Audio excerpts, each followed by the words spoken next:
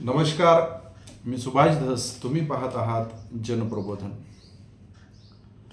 राष्ट्रवादी काँग्रेस पक्षाचे राष्ट्रीय कार्यकारी अध्यक्ष प्रफुल्लभाई पटेल यांनी एक फार मोठी घोषणा केलेली आहे, राजकीय घोषणा, जी महाराष्ट्रासाठी फार मोठी आणि महत्त्वाची आहे. अजितदादा पवार यांच्या अकाली जाण्याच्या नंतर महाराष्ट्रामध्ये राजकीय परिस्थिती फार विचित्र झालेली होती.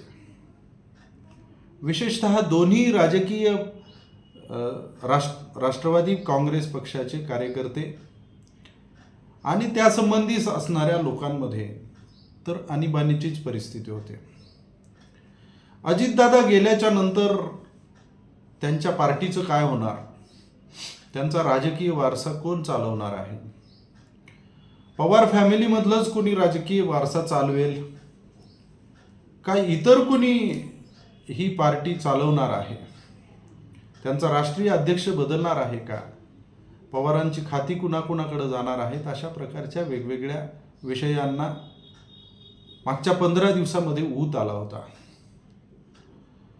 तर सुरुवातीला सुनेत्राताईंनी ज्यावेळी उपमुख्यमंत्री पदाची शपथ घेतली त्यावेळी काही चर्चा बंद झाल्या आणि त्यानंतर आत्ता जी प्रफुल्ल पटेल यांनी घोषणा केलेली आहे, या घोषणेच्या नंतर जवळजवळ बहुतेक सगळ्या चर्चा बंद होणार आहेत असं मला वाटतं आणि त्या निमित्तानं जनतेला माहिती व्हावी यासाठी आपण हा व्हिडिओ करत आहोत. घोषणा अशी आहे की राष्ट्रवादी काँग्रेस पक्षाच्या अजितदादा पवार गटाच्या राष्ट्रीय अध्यक्षपदी सुनेत्राताई पवार ह्याच असणार आहेत आणि येत्या 10-15 दिवसामध्ये त्या अधिकार पदाची सूत्र अधिकृतपणे हातात घेऊ शकतात. या घोषणेच्या नंतर बाकी काहीही असो, माझ्या दृष्टीनं एक फार महत्त्वाची गोष्ट महाराष्ट्रामध्ये घडलेली आहे आणि एक फार मोठा संदेश महाराष्ट्राच्या राजकीय पटलावर गेलेला आहे. तो संदेश असा आहे की महाराष्ट्रामध्ये काहीही झालं तरी पवार हेच नाव पॉवरमध्ये असणार आहे. सत्ता कुणाचीही असली तरी पवार त्या सत्तेमध्ये असतातच, अशा प्रकारचा पवार या नावाला जो इतिहास आहे तो इतिहास इथून पुढेही कायम राहणार आहे. तर पवार फॅमिली आणि पवार हेच नाव महाराष्ट्रामध्ये पॉवरफुल आहे, या पद्धतीचा संदेश या निमित्तानं गेलेला आहे. अर्थात अशा प्रकारचे संदेश जात असतात. वारसा, राजकीय वारसा निवडण्याचे जे प्रकार असतात, कोणी रक्ताचा वारसा निवडतं, कोणी विचारांचा वारसा निवडतं. लोकशाहीमध्ये जे अधिकार दिलेले आहेत त्या त्या पद्धतीनं भारत देशामध्ये वेगवेगळ्या घराण्यांमध्ये हे सगळं चालू असतं आणि त्याच पद्धतीनं पवार घराण्याने आपला जो दबदबा आहे तो या निमित्तानं कायम ठेवलेला आहे. हा महाराष्ट्राला संदेश या घोषणेच्या माध्यमातून गेलेला आहे. अर्थात ही घोषणा होणं सोपं होतं का, तर निश्चितच नव्हतं. मागच्या 15 दिवसाच्या सगळ्या उलटापालथी जर बघितल्या तर सुनेत्राताईंचं राष्ट्रीय अध्यक्षपदी निवडलं जाणं हे तसं सोपं नव्हतं. कारण वेगवेगळ्या लोकांच्या क्लुप्त्या ज्या वेगवेगळ्या लढवल्या, जे राजकारण शिजलं हे फार मोठं आणि गंभीर होतं. आता आपण त्याचा थोडासा क्रम जर बघितला तर आपल्या लक्षात येईल. एकीकडं अजितदादांची अंत्ययात्रा म्हणजे अंत्यविधी सुरू होता आणि दुसरीकडं अनेक लोकांच्या मनामध्ये राजकारण शिजत होतं. अजितदादांचा अंत्यविधी उरकतो न उरकतो तोच राष्ट्रवादी काँग्रेस पक्षाच्या शरद पवार गटाच्या काही लोकांनी अजितदादांच्या मनामध्ये दोन्ही पक्षांचं विलिनीकरण कसं चाललं होतं याच्या चर्चा सुरू केल्या. अर्थात याच्यामध्ये शरद पवार साहेबांची संमती नव्हती असं आपल्याला म्हणता येत नाही. कारण त्याच्यामध्ये अजितदादा गेल्यानंतर सगळी राष्ट्रवादी काँग्रेस दादा गट सांभाळण्याची आयतीच जी संधी त्याला म्हणता येईल, ती संधी या राष्ट्रवादी काँग्रेस पक्षांच्या नेत्यांना आली होती आणि त्यातली त्यात शरद पवार साहेबांना आली होती.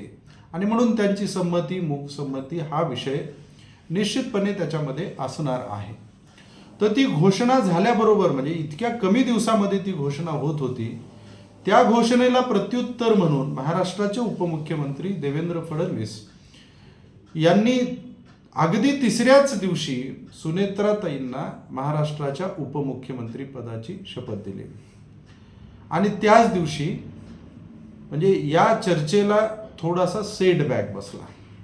मग या पार्टीतल्या लोकांनी म्हणायला सुरुवात केली की अजितदादा आम्हाला कोणाला काहीच बोलले नाहीत. अजितदादा गटांनी हे वारंवार स्पष्ट केलं की अजितदादांच्या मनामध्ये काय होतं हे शरद पवार साहेबांच्या गटाला अजितदादा जाऊन सांगतील अशा प्रकारचे संबंध अजितदादा गटाचे यांच्याबरोबर नव्हते. हे वारंवार त्यांच्या पक्षाच्या नेत्यांनी देखील सांगितलं, भारतीय जनता पक्षाच्या नेत्यांनी देखील सांगितलं. अर्थातच शरद पवार साहेबांकडं या दोन्ही गटाचं नेतृत्व जाऊ नये अशा पद्धतीचा तो प्रतिडाव होता. आता हे दुसरं एक त्याच्यामध्ये रोल जो आला, दुसरी एक घटना फार महत्त्वाची आहे ती म्हणजे आमदार रोहित पवारांनी परत त्याच्या चर्चेमध्ये उडी घेतली. ते कसं तरी 10-12 दिवस थांबले आणि त्यांनी 2-3 दिवसामध्येच घोषणा केली की मी 10-12 दिवसाच्या नंतर एक फार मोठं गौप्यस्फोट करणारे पत्रकार परिषद घेणारे, माझ्या शंका कुशंका सांगणार आहेत आणि त्यांनी त्या सांगितल्या.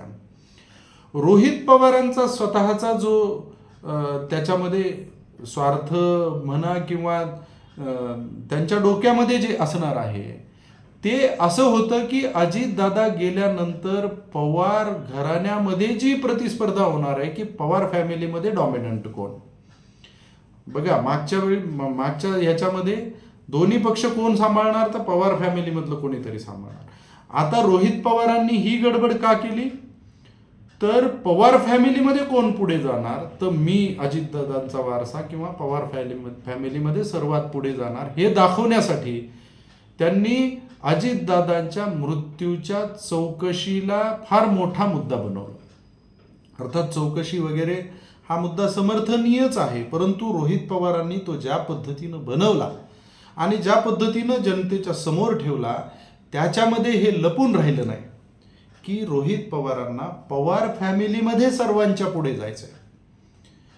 तर रोहित पवार हे पवारांच्या फॅमिलीमध्ये सर्वात पुढे गेले नाही गेले हे येणारा काळ ठरवेल, परंतु ही राजकीय घडामोड होत असताना परत भारतीय जनता पक्षाच्या लोकांमध्ये आणि युतीच्या लोकांमध्ये अस्वस्थता निर्माण होणं साहजिक होतं.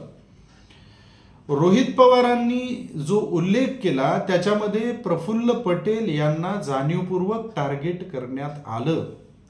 प्रफुल्ल पटेलांचं नाव टार्गेट यासाठी करण्यात आलं की प्रफुल्ल पटेल हे नाव राष्ट्रवादी काँग्रेस पक्षाच्या राष्ट्रीय अध्यक्षपदाच्या शर्यतीमध्ये सर्वात पुढे होतं. जर राष्ट्रवादी काँग्रेस पक्षाच्या अजितदादा गटानं विचारांवर किंवा कार्यकर्त्यांच्या कॉन्ट्रीब्युशनवर वारसा ठरवायचा निर्णय घेतला असता तर प्रफुल्ल पटेल हे क्रमांक 1-2 वर आले असते. आता रक्तानं वारसा द्यायचा ठरल्यावर तो विषय निराळा येतो, परंतु विचारांच्या वर वारसा जर ठरवायचा असेल तर त्याच्यामध्ये प्रफुल्ल पटेल असतील, छगन भुजबळ असतील, हे सगळे लोक प्राधान्याने येत होते आणि सिनियर होते.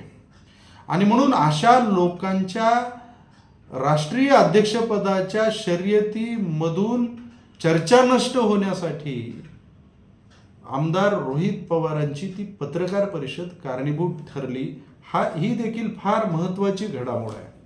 आणि म्हणून रोहित पवारांनी महाराष्ट्रभर जे राजकारण त्या निमित्तानं सुरू केलंय तर त्याला प्रत्युत्तर म्हणून सुनेत्राताई पवार यांच्या राष्ट्रीय अध्यक्षपदी म्हणजे त्यांची निवड झालेली आहे असं मला वाटतं. मग आता बघा किती पैलू आहेत. एक तर पवार हे सत्तेमध्ये राहिले पाहिजेत. अजितदादा गेल्यानंतर शरद पवार साहेबांनी किंवा ते सांगतील त्या पवार फॅमिलीतल्या माणसांनीच या दोन्ही पक्षाचं नेतृत्व केलं पाहिजे. पवार फॅमिलीमध्ये देखील रोहित पवार हेच पवार फॅमिलीचे पुढे वारसदार होऊ शकतात अशा पद्धतीनं सिद्ध करण्याचा प्रयत्न करणं, या सगळ्या गोष्टींना या निवडीमुळे थोडासा ब्रेक बसलेला आहे. कारण आता सुनेत्राताई पवार ह्या बऱ्यापैकी नेतृत्वामध्ये स्थिर होतील आणि शरद पवार साहेबांचा एक गट आणि सुनेत्राताई पवार यांचा दुसरा गट हा वेगवेगळा राहील, अशा पद्धतीचं चित्र महाराष्ट्रामध्ये या घोषणेमुळं राहणार आहे. एक महत्त्वाची गोष्ट जाता जाता मला सांगायची आहे की हे सगळं जरी खरं असलं तरी काम करणाऱ्या नेत्यांचं आणि कार्यकर्त्यांचं त्या त्या पक्षामध्ये भविष्य काय, हा प्रश्न लोकशाहीमध्ये इथे उरतो. कारण जीवनभर काम करायचं, मर राबायचं, पक्ष वाढवायचा, सगळं काही करायचं, आणि जर वारसा हा लोकशाहीमध्ये देखील विचारांनी पुढे येत नसेल तर ही परिस्थिती खरं म्हणजे लोकशाहीमध्ये काम करणाऱ्या कार्यकर्त्यांसाठी विचार करण्यासारखी आहे. जसं ठाकरे फॅमिलीमध्ये झालं, राजसाहेब वारसाच्या वादामध्येच वेगळे झाले. उद्धव ठाकरे यांना म्हणजे त्यांच्यापासून एकनाथ शिंदे हे वेगळे त्याच्यामुळंच झाले आणि म्हणजे त्या पक्षामध्ये फाटाफूट झाली. ह्याचं कारण असं होतं की तिथे त्यांनी रक्ताने वारसा निवडण्याचा प्रयत्न केला. अर्थातच वारसा म्हणजे सर्वांनी मिळून ही निवड केलेली आहे, त्यामुळे आपल्याला त्याच्यामध्ये फारसं काही बोलायचं नाही. आपण सुनेत्राताई पवार यांना त्यांच्या पुढच्या वाटचालीसाठी शुभेच्छा देऊ आणि सर्व राष्ट्रवादी काँग्रेस पक्षाच्या देखील वाटचालीसाठी शुभेच्छा देऊ. एवढंच. धन्यवाद.